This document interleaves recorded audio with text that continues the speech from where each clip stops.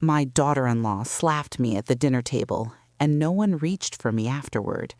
Not my son, not the guests, not even myself. I stayed sitting the way I was, hands folded in my lap, eyes lowered to the white linen as if it might tell me what I had done wrong. Someone laughed awkwardly. Someone cleared their throat.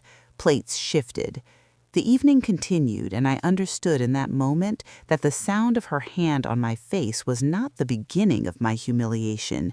It was only the first time it had been made visible. The house was not mine. That is what my son had said earlier that evening, quietly, almost kindly, as if explaining a rule I had forgotten. We were standing near the kitchen doorway when he said it, his voice low so no one else would hear. "You don't belong here, Mom. Not like this." I remember nodding because nodding felt easier than asking what this meant. I had raised him in a house smaller than this one, with walls that creaked and windows that stuck in the winter. I had scrubbed floors on my knees and learned to stretch meals when money ran thin. But standing there in that bright kitchen with its polished counters and carefully arranged flowers, I understood that history did not buy comfort, it only bought silence. The dinner was meant to be a celebration.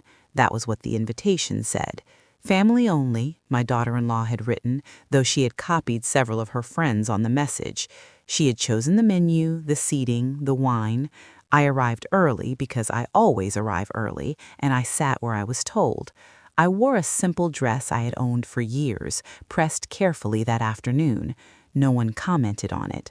My daughter-in-law kissed the air near my cheek and moved past me, already distracted.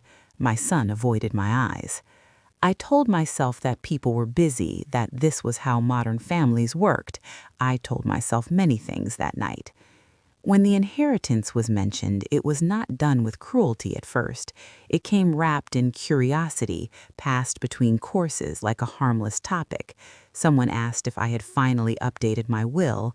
Someone else joked about how lucky my son was. I smiled faintly and said very little. I have learned over time that silence often invites people to fill it with their own assumptions. My daughter-in-law leaned forward then, resting her elbows on the table, her voice sharp but sweet. $25 million, she said. That's what people are saying. She laughed as if it were absurd and looked around for agreement. I did not answer her. I did not correct her. I simply looked down at my plate and folded my napkin again, though it was already neat. I felt the familiar tightening in my chest, the warning sign that I was expected to perform in some way I did not understand. My son shifted beside her, his jaw clenched. He did not look at me. Someone asked a question about property. Someone mentioned lawyers. The room felt smaller with every word, the air growing heavy with expectation. I thought of my late husband then, of the way he used to squeeze my hand when rooms grew loud. I wished for that small comfort and felt foolish for wishing. The slap came after I said one sentence. It was not a dramatic sentence. It was not even defiant. I said that money had a way of revealing people and that I hoped we would all be gentle with one another. That was all. My daughter-in-law's chair scraped back as she stood, her face flushed, her smile gone. She accused me of playing games, of holding things over their heads. She said I was selfish. She said I enjoyed watching them wait. I remember noticing how steady her hands were as she spoke. When her palm struck my cheek, it was almost precise, as if she had rehearsed the motion. No one told her to stop. No one asked if I was all right. My son finally looked at me then, but there was no apology in his eyes, only fear and something else I could not name. I pressed my lips together and tasted blood. I said nothing. I stood when it was appropriate to stand and left when it was acceptable to leave. Outside, the night air was cool, and I breathed it in slowly as if it might anchor me. I walked to my car without turning back. At home, I sat at my small kitchen table and made a cup of tea I did not drink. My reflection in the dark window startled me. The woman looking back seemed older than I remembered, her face marked by more than time. I touched my cheek gently and felt the warmth still there. I wondered when my presence had become a provocation. I wondered how a lifetime of quiet care could be erased in one evening. I did not sleep that night. I sat and listened to the house settle, to the familiar sounds that had never once told me I did not belong. By morning, messages had arrived. None asked how I was. Most asked what I planned to do next. I deleted them without replying. I understood then that something had shifted, that the silence I had relied on for so long was no longer enough. There were things I had not said, choices I had delayed, truths I had allowed others to define for me. I folded my hands on the table and looked at the calendar, at a date circled in red that I had marked months ago for reasons no one else knew. I realized that the dinner had not ended anything. It had only exposed what was already waiting. In the days that followed, my phone stayed face down on the table, as if turning it over might invite another kind of bruise. I moved through my house slowly, touching familiar things, the back of a chair, the edge of a door frame, grounding myself in the weight of a life that had once felt solid. No one came by. No one called to ask how my cheek was healing. The quiet was not new, but it felt heavier now, like something pressing gently but constantly against my chest. I made my meals and ate them alone, listening to the tick of the clock as though it were marking time for something I could not yet see. I thought often about my son, about the boy he had been before he learned how to look past me. I remembered teaching him how to tie his shoes, his small fingers clumsy and determined. I remembered sitting on the edge of his bed during thunderstorms, telling him stories until his breathing slowed. Those memories felt distant, like photographs left too long in the sun. At some point, I had become a background presence in his life, useful only when convenient, invisible when not. I wondered when that change had happened and whether I had noticed it at the time or simply adjusted, the way mothers often do. The bruise faded, yellowing at the edges before disappearing altogether. The absence it left behind lingered. I began to notice things I had once overlooked, how invitations arrived late, if at all, how conversations stopped when I entered a room, how my opinions were received with polite nods and then quietly dismissed. I had told myself for years that this was part of aging, that relevance faded naturally. But now I questioned that story. I wondered if it was easier for others to believe I had nothing left to offer than to confront the possibility that I still did. One afternoon, I walked to the small park near my house and sat on a bench beneath a tree whose leaves were just beginning to turn. Children played nearby, their laughter sharp and bright. A young woman sat beside me for a moment, scrolling on her phone, and smiled politely before moving on. I realized then how rarely anyone lingered with me anymore. Even kindness had become brief, transactional. I watched the shadows lengthen and thought about the dinner again, about the way my daughter-in-law's words had landed before her hand did. They had been practiced words, shaped by impatience and expectation. She had already decided who I was to her. At night, sleep came in fragments. I would wake with the sense that something had been forgotten, something important left unattended. My mind returned again and again to conversations I wished I had handled differently, moments where I might have spoken up. Regret has a way of rearranging memory, sharpening what once seemed dull. I reminded myself that survival had often required silence, that speaking had not always been safe. Still, the question remained, at what cost had that silence been purchased? A letter arrived one morning, plain and unremarkable, addressed in careful handwriting. I set it aside at first, telling myself I would open it later. When I finally did, the paper inside was crisp, formal. It was a reminder, nothing more, but it stirred something uneasy within me. Dates, names, obligations. I folded it neatly and placed it back in its envelope. I told myself there was time. There was always time, until suddenly there was not. The thought lingered, uncomfortable and insistent. I began to sense a shift in the way people spoke to me when they did speak at all. There was a carefulness now, a restraint that felt less like respect and more like calculation. Questions were asked indirectly, assumptions were made openly. I answered only what was necessary. I listened more than I spoke. Years of observation had taught me that people reveal themselves when they believe you are no longer paying attention. I took note of what was said and what was not. I filed these observations away quietly, without judgment. One evening, my son called. His voice was strained, overly formal. He asked how I was doing, as though checking a box.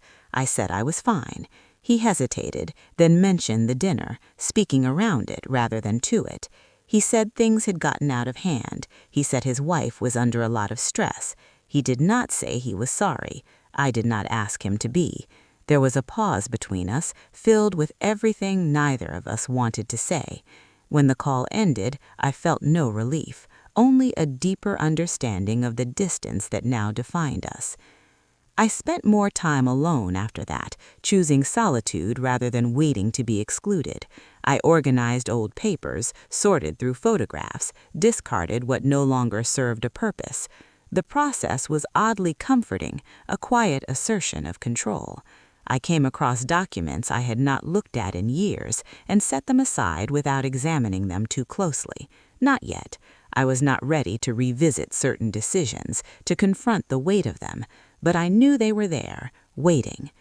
There were moments when anger threatened to surface, sharp and unwelcome. I acknowledged it and let it pass. Anger had never been my companion, and I did not intend to invite it in now.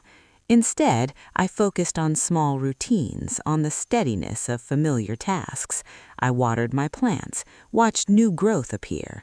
I took long walks and paid attention to my breathing. These were not acts of resignation, but of preparation, though I did not yet know for what. As the weeks went on, the world continued as if nothing had happened. My daughter-in-law posted photographs of dinners I was not invited to. My son smiled beside her, his arm around her waist. Friends asked casually if I had seen them lately. I answered vaguely.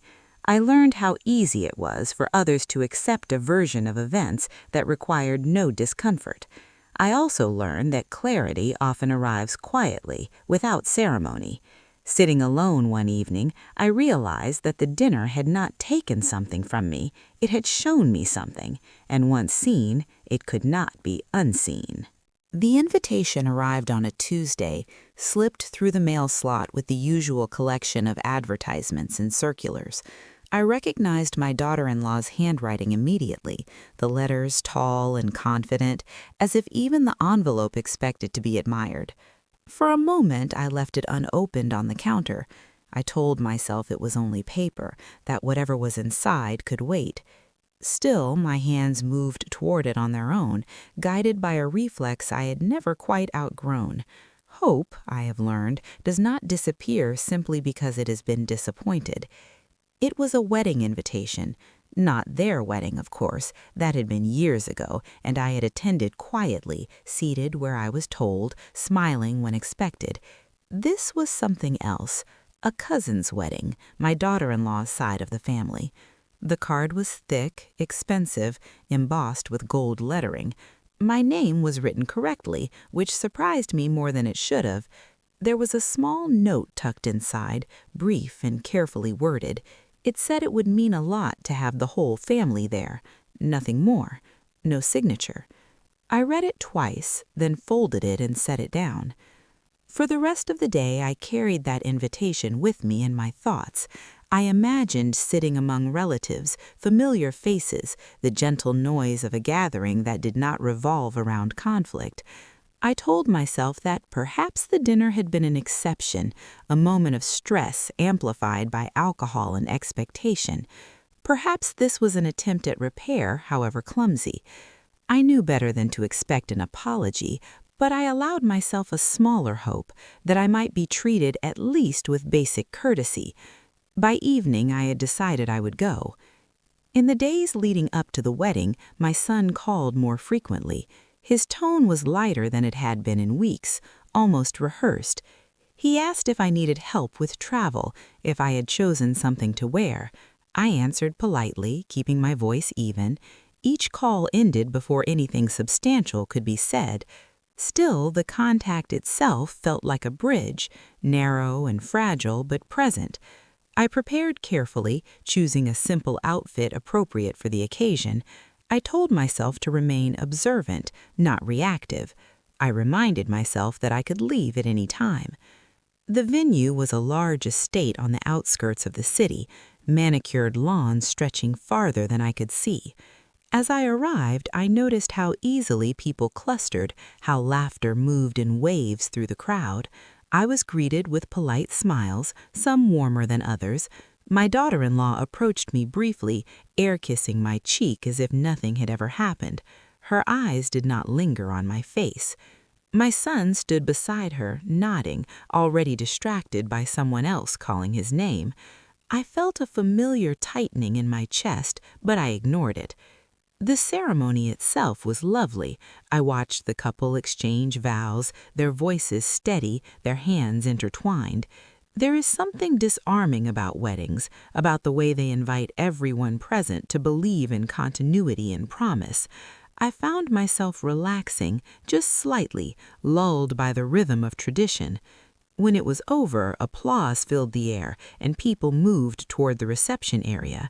I followed, staying near the edges, content to observe rather than participate.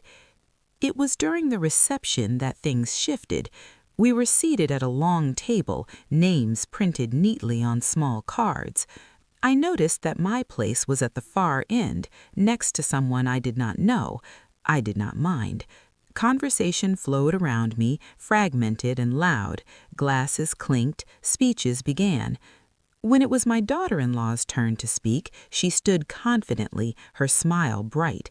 She spoke about family, about generosity, about the importance of support. Her words were polished, practiced.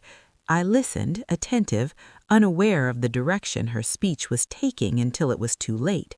She mentioned me by name, pausing just long enough for heads to turn. She laughed lightly and said she was grateful for patience, for waiting, for the promise of things to come. There was a ripple of amusement, confusion. She went on, her tone playful but pointed, alluding to inheritances, to expectations. She spoke as if I were a character in a story she controlled, an obstacle to be endured. Laughter followed, scattered but present. I felt the room's attention settle on me like a weight. I did not respond. I did not smile. I sat very still, aware of my breathing, of the sound of my own pulse. My son stared straight ahead, his expression unreadable. No one intervened. No one changed the subject. When the applause came, it felt distant, muffled. I realized then that the invitation had not been an olive branch. It had been a stage, and I had been invited not as a guest, but as a prop. After the speech, people approached me with sympathetic expressions, with comments meant to soften the moment without acknowledging it. I thanked them and excused myself. Outside, the air was cool, the sky beginning to darken. I stood alone for a while, listening to the sounds of celebration drifting through the open doors. I felt strangely calm. The humiliation, though sharp, was familiar. What was new was the clarity that accompanied it. I left early, without announcement. On the drive home, I replayed the evening in my mind, noting details I had missed before. The careful wording of the invitation, the seating arrangement, the way my daughter-in-law had watched the room as she spoke, gauging reaction. This had not been spontaneous, it had been deliberate, and my son's silence had been part of it. At home, I removed my shoes and sat in the darkened living room, the quiet settling around me like a blanket. I did not cry. I felt something else instead, something steadier and more enduring, a recognition that waiting for kindness had become a habit and not a healthy one. I understood then that the role I had been assigned would not change on its own. If anything was to shift, it would not come from hoping. It would come from choosing, though I had not yet decided what that choice would be. I did not speak to anyone about the wedding for several days. When friends asked how it had been, I said it was nice and changed the subject. There is a particular kind of exhaustion that comes from explaining pain to people who want a simpler version of it. I did not have the energy for that. Instead, I moved through my days with a careful steadiness, as though I were carrying something fragile inside me that might shatter if I moved too quickly. The humiliation lingered, not loudly but persistently, like a low ache that reminded me it was still there. My son did not call. My daughter-in-law sent a brief message thanking me for coming and saying she hoped I had enjoyed myself. I read it once and deleted it. I noticed then how cleanly some people can rewrite events when it suits them, how easily they can step away from the mess they have made. I wondered whether she believed her own version, whether the laughter she had invited had convinced her that nothing truly cruel had occurred. Perhaps cruelty, when shared, feels lighter to the one delivering it.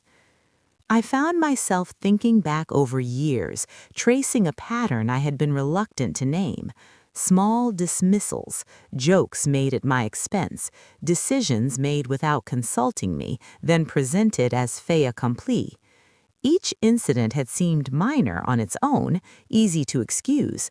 Together, they formed something undeniable. I realized that I had been shrinking myself gradually, smoothing my edges so as not to inconvenience others. I had mistaken endurance for virtue. Now that misunderstanding sat heavily with me. One afternoon, I visited the cemetery where my husband was buried.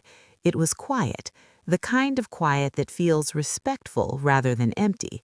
I sat on the bench near his grave and spoke aloud, softly, telling him about the wedding, about the dinner before it, about the way our son no longer looked at me. Saying the words made them real in a way I had been avoiding. I waited for the familiar comfort I used to feel there, but it did not come. Instead, I felt something closer to resolve, though it was still unformed. The breaking point did not arrive dramatically. It came during a routine phone call a week later. My son asked if I could watch their house while they traveled, water the plants, collect the mail. His tone was casual, expectant. He spoke as though nothing had happened, as though my presence was useful again now that an audience was no longer required. I agreed, automatically, and then stopped myself. There was a pause on the line. I heard my own voice, calm and unfamiliar, say that I was no longer comfortable doing favors without conversation. Silence followed, thick and uncomfortable. He sighed and said I was being sensitive. He said his wife hadn't meant anything by her speech. He said people joke. I listened without interrupting, noting how quickly my feelings were reframed as inconvenience. When he finished, I told him I needed some time. He did not ask what I meant. He simply said he was busy and would talk later. The call ended, and I sat with the phone still in my hand, aware that something irreversible had just occurred. That evening, I took out a box from the back of my closet. Inside were documents I had avoided for years, wrapped in a ribbon that had long since lost its color.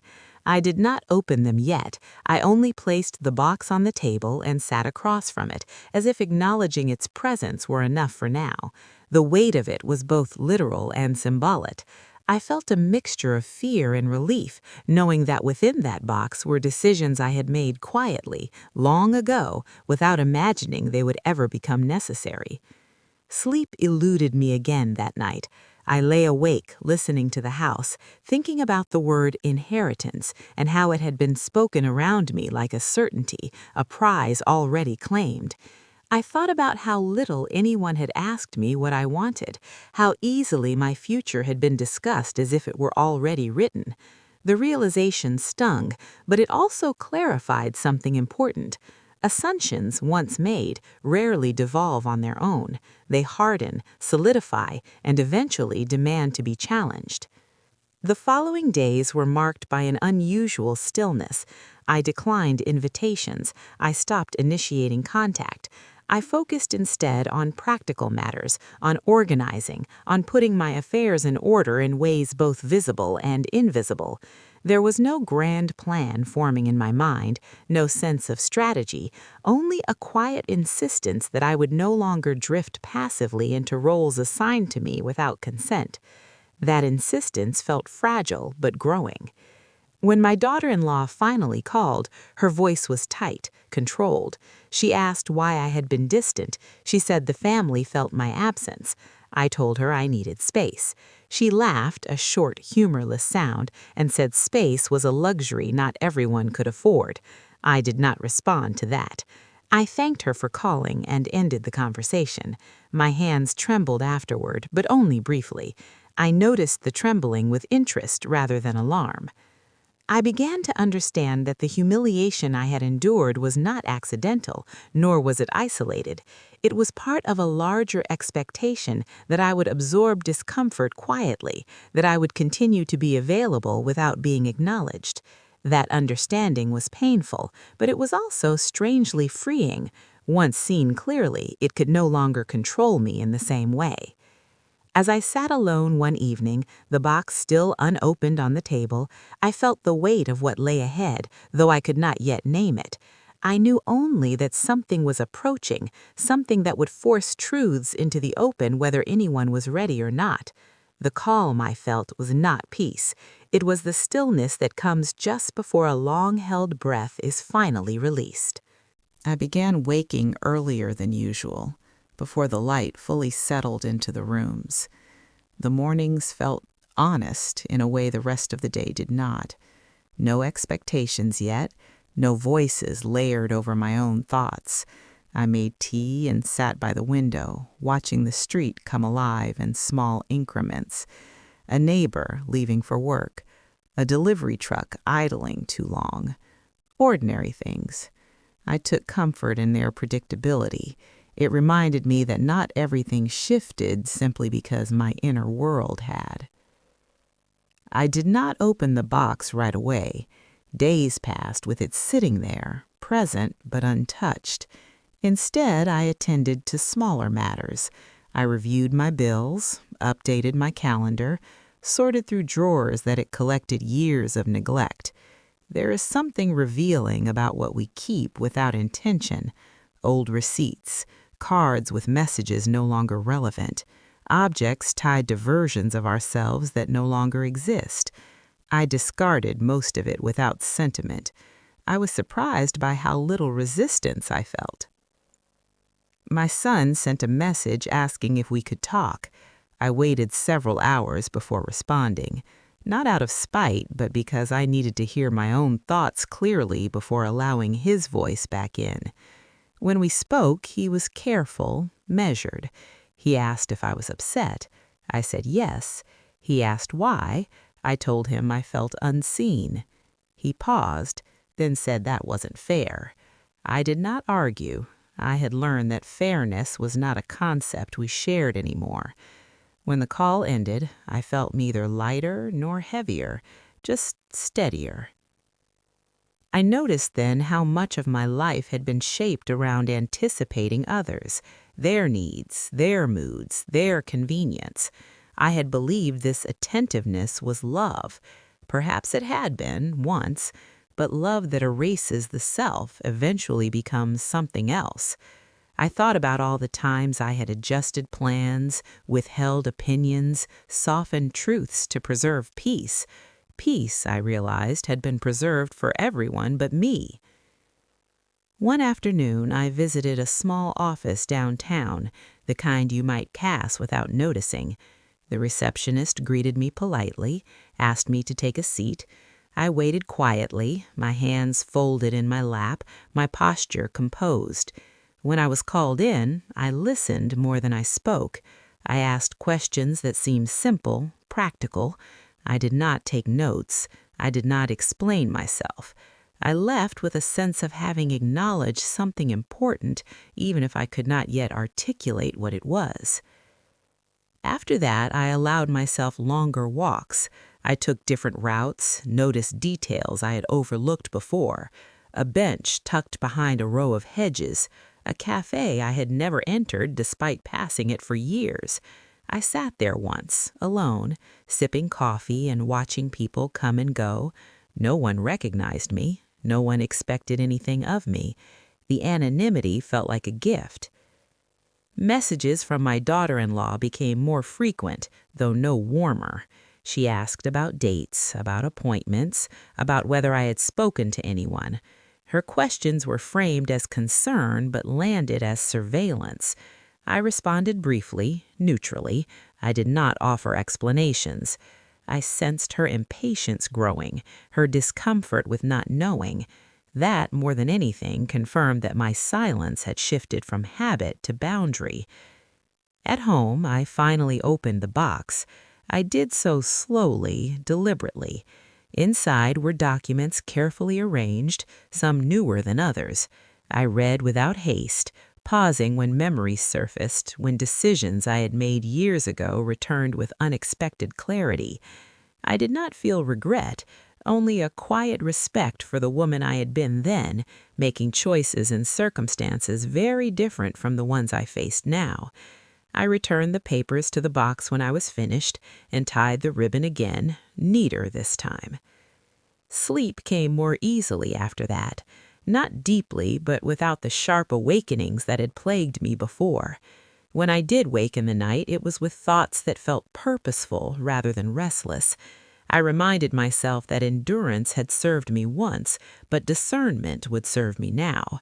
There was a difference between waiting and preparing. I was no longer waiting. My son called again near the end of the week. He sounded strained, irritated. He said his wife felt I was shutting them out. I said I was taking care of myself. He said that wasn't how families worked. I told him families also required respect. There was a long silence.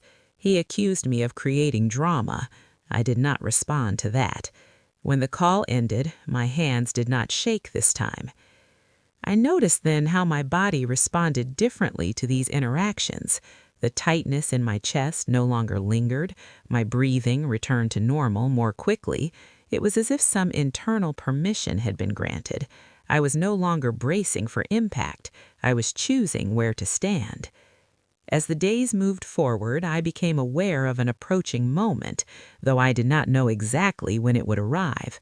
Certain dates on the calendar seemed to carry more weight. Certain conversations felt like preludes. I did not rush toward any of it. I moved carefully, quietly, with attention. There was no satisfaction in this process, no sense of triumph, only a calm acceptance that some truths cannot remain hidden indefinitely, no matter how much others might prefer them to. One evening, as I sat at the table with the box once again before me, my phone lit up with a message from my daughter-in-law. It was brief, direct. She said we needed to talk, that things could not continue this way. I read the message twice and set the phone down without replying.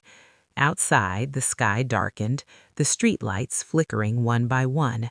I felt the familiar stillness settle around me, but this time it did not feel like waiting, it felt like readiness.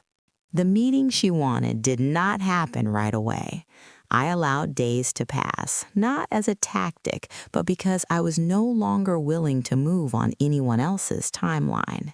In that space, I paid attention to how my body felt when I imagined sitting across from her, how my chest tightened only briefly now, then loosened.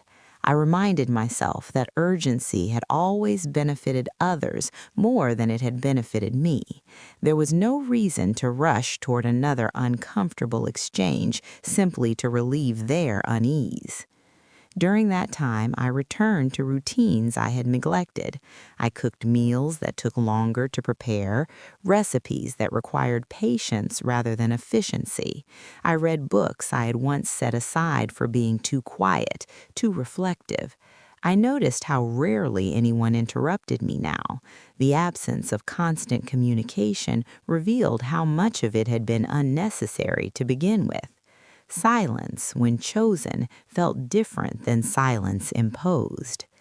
Eventually, my son came by unannounced. I saw his car pull up from the window and felt a familiar instinct to prepare myself, to brace. I did not. I finished washing my hands, dried them carefully, and opened the door when he knocked. He looked tired, older than I remembered him looking. He stepped inside without asking, glancing around as if assessing a space he no longer recognized. We sat at the table, the same one where I had folded so many napkins and held so many unspoken thoughts. He spoke first, his words measured but edged with frustration. He said his wife felt disrespected, confused by my distance. He said people were starting to ask questions. I listened without interrupting, nodding occasionally as though he were describing a situation I was only loosely connected to. When he finished, he waited, expectant. I told him I was tired of being discussed as if I were not present. I said I would no longer attend gatherings where I was treated as an afterthought. My voice was steady. I did not raise it. That seemed to unsettle him more than anger would have. He asked what I wanted. The question hung between us, heavier than it should have been. I realized then how rarely anyone had asked me that sincerely. I told him I wanted honesty, respect, space to make my own decisions without commentary. He shook his head as if those were unreasonable demands. He said families compromise. I said compromise requires mutual regard. The conversation circled without resolution. When he left, he did not hug me. He paused at the door as if considering it, then thought better of it.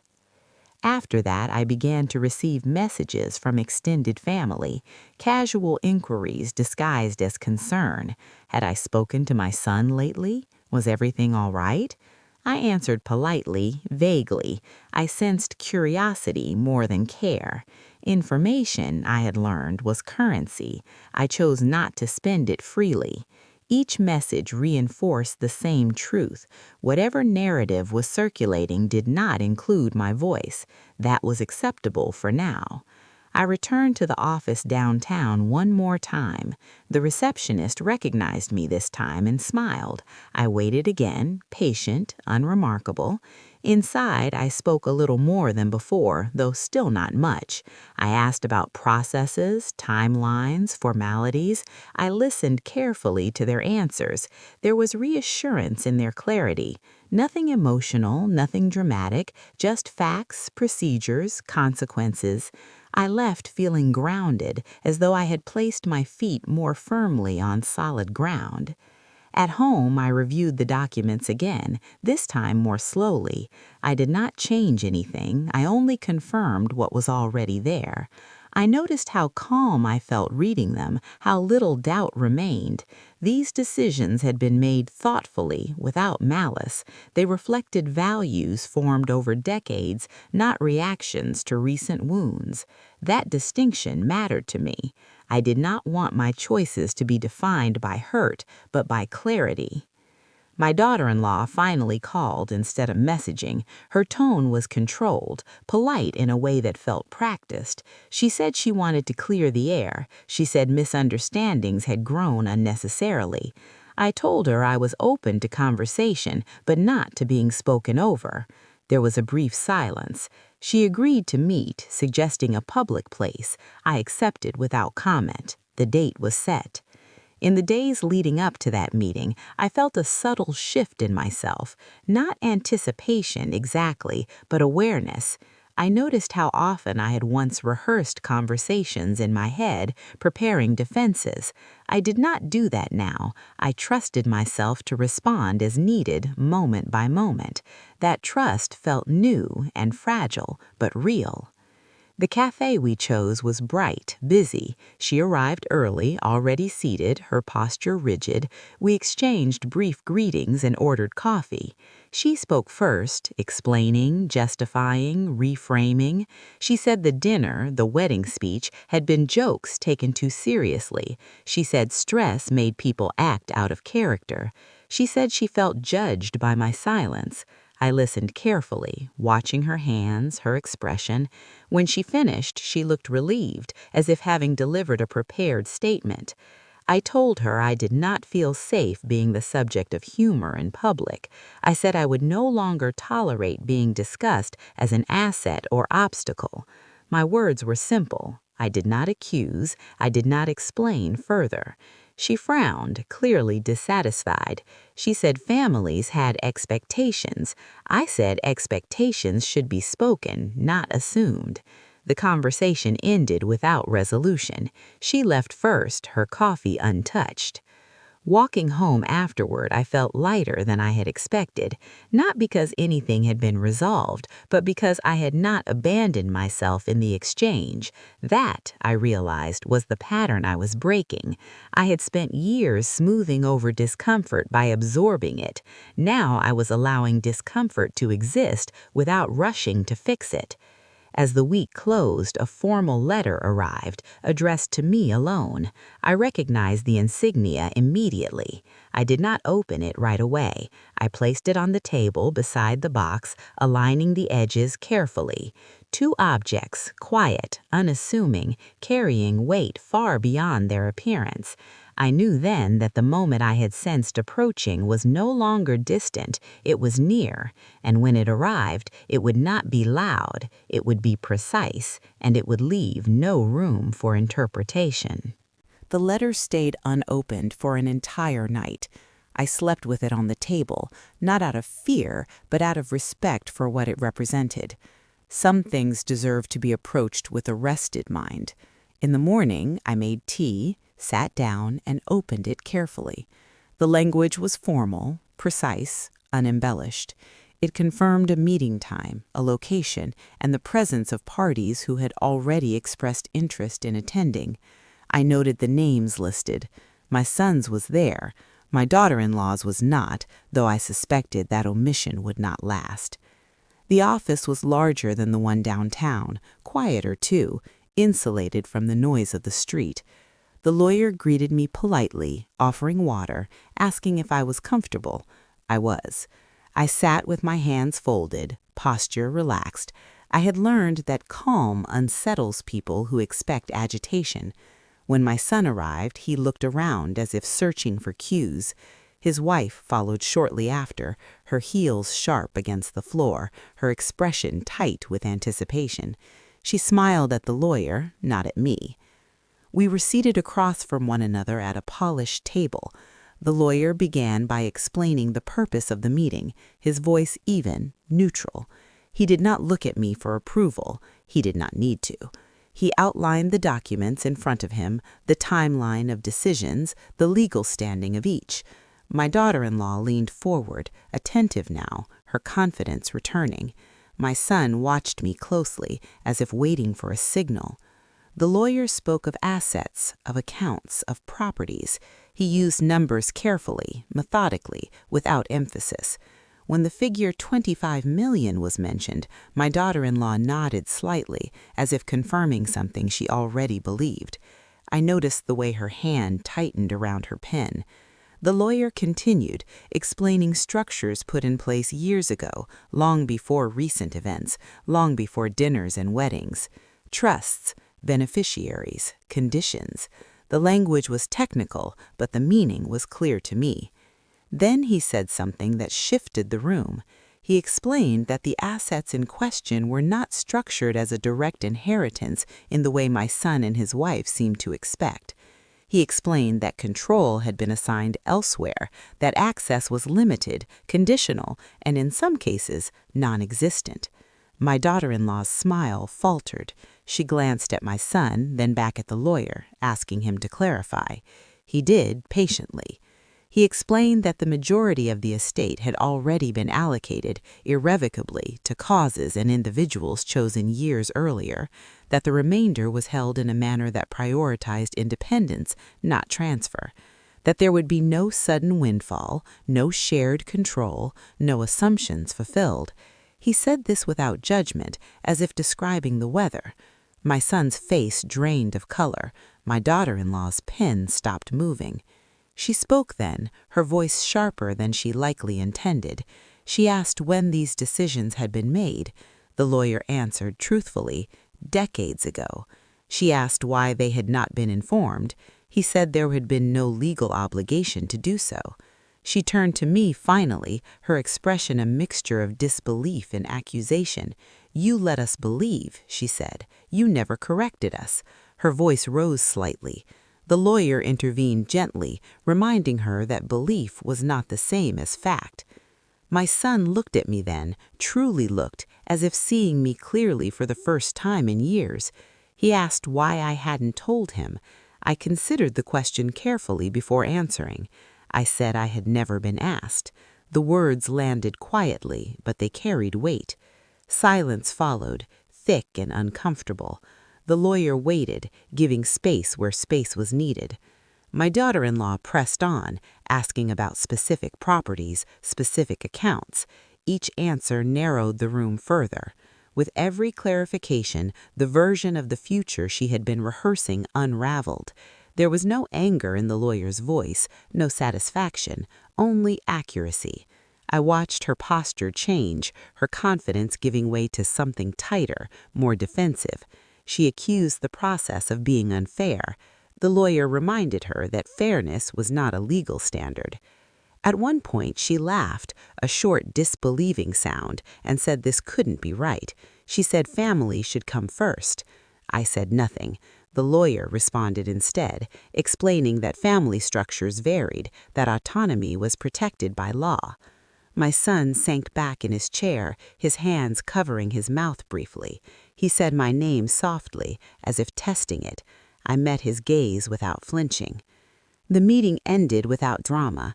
There were no raised voices, no slammed doors, just the quiet gathering of papers, the confirmation of next steps that no longer included expectations. My daughter-in-law stood abruptly, her chair scraping against the floor. Her expression did not look at me as she left. My son lingered, unsure. He asked if we could talk later. I said we would see. Outside, the air felt cooler than I expected. I took a deep breath and let it out slowly. There was no triumph in my chest, no sense of victory, only relief. Not because anyone had been corrected, but because the truth had finally been spoken aloud in a room designed to hold it. I had not needed to defend myself. The facts had done that on their own. Later that evening, my phone buzzed with messages, some confused, some accusatory, some suddenly conciliatory. I did not respond. I placed the phone face down and returned to my tea, now cold but still comforting. I felt a quiet certainty settle in me. The assumptions that had shaped my role for so long had been dismantled, not by confrontation, but by reality. As night fell, I sat at the table again, the box now closed, the letter folded away. I thought about how much effort had been spent imagining what I owed others, and how little had been spent asking what I owed myself. That imbalance had been corrected, not loudly, but irrevocably. Still, I knew the consequences of this clarity were only beginning to unfold. Truth, once revealed, does not end stories. It redirects them. The days after the meeting passed more slowly than I expected, not because anything was unclear, but because clarity has a way of rearranging silence. My phone remained quiet for longer stretches now, then suddenly filled with messages that felt strangely out of time. Some were cautious, asking how I was feeling. Others were edged with disappointment, thinly disguised as concern. I read them all once and answered none. I was not avoiding anyone. I was allowing the distance to exist without explanation. My son came by again, this time after calling first. When I opened the door, he looked uncertain, as if unsure which version of me he would find. We sat in the living room, not at the table. He spoke haltingly, choosing his words with care. He said the meeting had been a shock. He said he hadn't realized how much had already been decided. He said his wife was struggling to understand it. I listened quietly, noting how often he spoke about her feelings, about the inconvenience, about the surprise. He did not speak about the slap. He did not speak about the speech. I let that absence speak for itself. When he finished, he asked if I was angry. I considered the question honestly. I told him I was not angry. I was tired. Tired of being interpreted instead of heard. Tired of being discussed instead of consulted. He looked at me then with something like recognition, but it came too late to feel comforting. He asked if things to go back to how they were. I told him I did not want them to. That answer seemed to unsettle him more than anything else I had said. He asked what that meant for our relationship. I said it meant it would have to be built on something real. He nodded slowly, as if agreeing in theory without knowing how to practice it. When he left, he hugged me briefly, awkwardly. It felt more like closure than reconciliation. I watched from the window as he drove away, his car disappearing down the street, and felt no urge to call him back. My daughter-in-law did not reach out directly. Instead, I heard of her reactions through others. She was angry. She was embarrassed. She felt misled. Each version reached me filtered through someone else's discomfort, as if no one quite wanted to own the words. I did not correct any of it. I understood now that explanations were not always invitations to understanding. Sometimes they were simply openings for argument. I chose not to provide one. The separation that followed was not announced. It happened quietly, through absences. I was no longer invited to dinners. My name stopped appearing in group messages. Holidays were mentioned vaguely without plans attached. I noticed the change with a detached awareness, like watching weather patterns shift. There was a brief sting, but it passed quickly. I had spent too many years making myself smaller to fit into spaces that no longer wanted me. The relief of stepping out of that effort surprised me. I began to rearrange my home, not dramatically, but with intention. I moved furniture that had always been positioned for guests who rarely came. I donated things I had kept out of obligation rather than affection. I hung a photograph of myself from years ago, taken before motherhood had taught me how to disappear into care. I looked at that woman often, reminding myself that she had not vanished. She had simply been quiet. There were moments, usually in the evenings, when grief surfaced unexpectedly, not for the money or even for the conflict, but for the relationship I had imagined with my son, one that no longer aligned with reality. I allowed myself to feel that grief without judgment. I did not try to resolve it or assign blame. Some losses do not need to be fixed. They need to be acknowledged and carried forward gently. People treated me differently now, some with new respect, others with caution. I noticed how quickly narratives adjusted once assumptions were dismantled. I was no longer seen as passive, no longer predictable. That shift unsettled some, intrigued others. I did not correct their impressions. I had learned being underestimated was not always a disadvantage. Being clearly seen, on my own terms, was enough. I returned to the park often, sitting on the same bench, watching the same children play. One afternoon, a woman my age sat beside me and struck up a conversation. We spoke about small things at first, the weather, the neighborhood. Then she asked casually if I had family nearby. I said yes, but that I was enjoying my independence. The words surprised me with their truth. She smiled as if recognizing something familiar. As weeks passed, the urgency that had once surrounded my name faded. There were no more demands for explanations, no more pointed questions about what would happen next. Life settled into a quieter rhythm.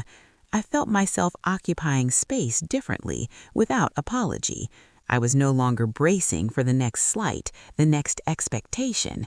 That vigilance had been exhausting, and I had not realized how much energy it consumed until it was gone.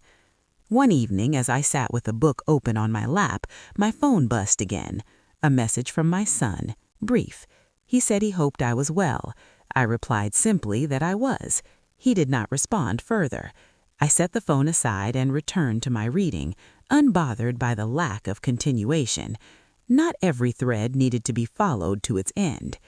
I understood then that the consequences of truth were not loud confrontations or dramatic departures. They were quieter. They were measured in distance, in changed expectations, in the absence of entitlement. The family I had known was rearranging itself without me at the center. That realization did not feel like rejection. It felt like release.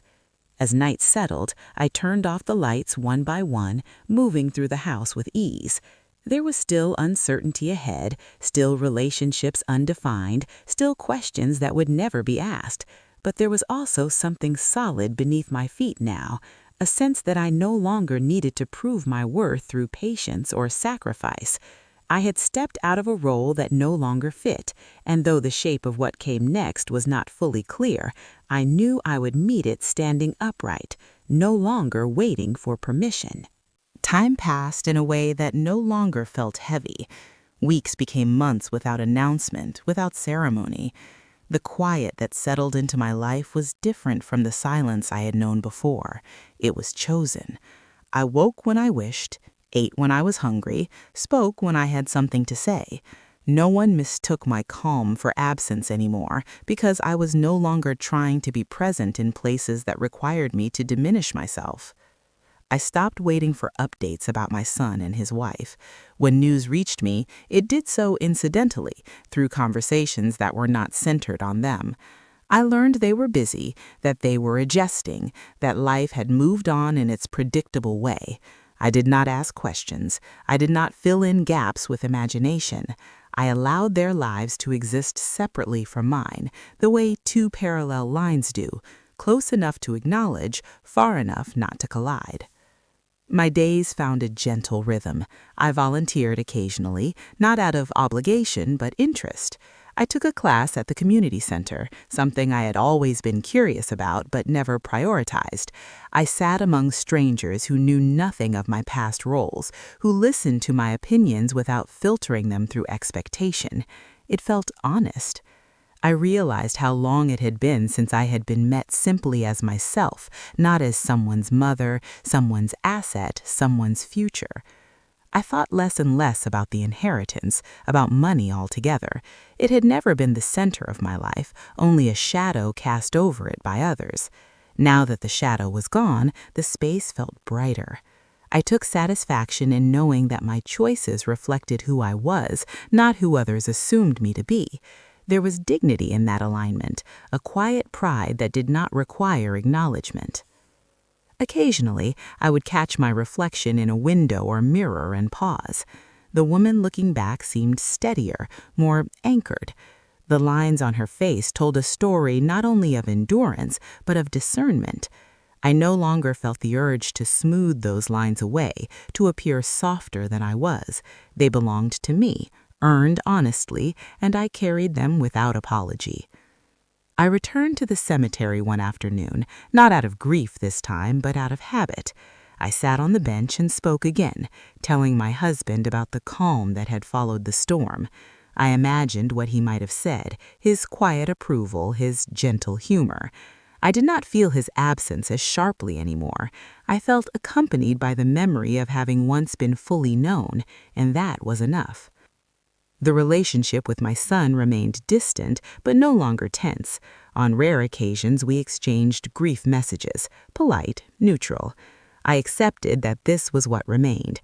I did not try to rebuild something that had been built on imbalance. Love, I had learned, does not require proximity to endure, but it does require respect to grow. Without that, distance was not a punishment, it was a boundary. I noticed how my body had changed in subtle ways. My shoulders no longer carried the same tension. My breathing was deeper. I laughed more easily, not loudly, but genuinely. I slept through the night more often than not. These were small things, easily overlooked, but together they formed a life that felt inhabitable again. One evening, I hosted a small gathering in my home, nothing elaborate, a few friends, simple food, unhurried conversation.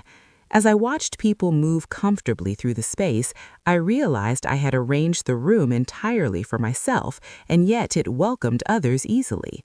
That felt like a metaphor I had been missing for years. When the night ended and the house returned to quiet, I did not feel emptied, I felt complete. There were no apologies that came later, no dramatic realizations, no late-night calls asking for forgiveness, and I did not need them. Closure did not arrive through someone else's remorse, it arrived through my own acceptance. I had been hurt, yes, I had been misjudged, but I had also been clear, deliberate, and true to myself when it mattered most. I understood now that self-worth is not something granted by family or proven through sacrifice. It is something maintained, protected, sometimes defended quietly. I had spent years believing that patience was my greatest strength. I still believed that, but I now understood its companion was discernment, knowing when to endure and knowing when to step away. As I turned off the lights that night and prepared for bed, I felt a sense of freedom that did not require explanation. My life was no longer organized around anticipation or fear of displeasing others. It was organized around what felt right, what felt honest. That simplicity was not empty, it was spacious. I lay down and closed my eyes, not replaying old conversations, not preparing for future ones. The story that had once consumed so much of my emotional energy had resolved itself, not with reconciliation or revenge, but with release. I had not won anything, I had reclaimed something. In the end, I did not need anyone to understand my choices for them to be valid. I only needed to live them fully, and for the first time in a long while, that felt enough.